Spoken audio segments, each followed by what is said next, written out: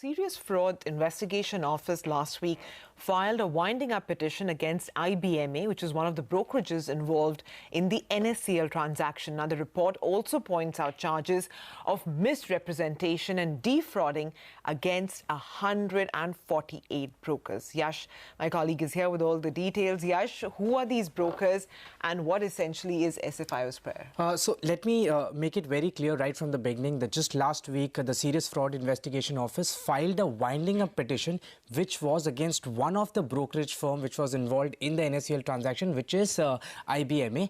But in the very same petition, as a subsection of it, SFIO has also shared its findings when it comes to the role of 148 brokers which were also involved when it comes to the NSEL transactions. Now, just to give you some details, 148 brokers represent 13,000 clients, and together they have an exposure of 1,600 crore when it comes to the entire NSEL scam which broke out.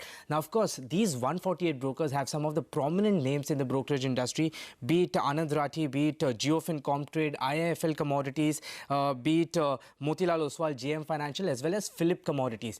Coming to the charges, a broad headline when it comes to the charges, essentially the broker, SFIO says that the brokers compromise the position of trust by making false promises to all their clients.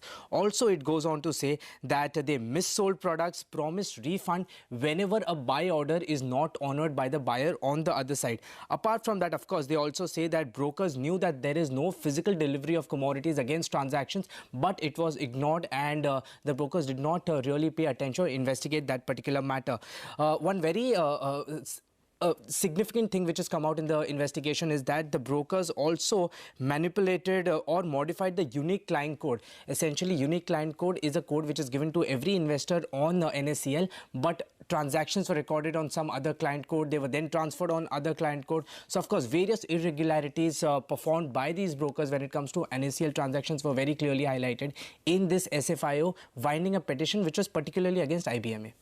Okay, Yash, so these were the broad headline allegations that you talked about. Give us some specifics as well in terms of the roles of all these brokers. What is SFIO really talking about then? So SFIO particularly has gone broker by broker in terms of pointing out the irregularities which were done.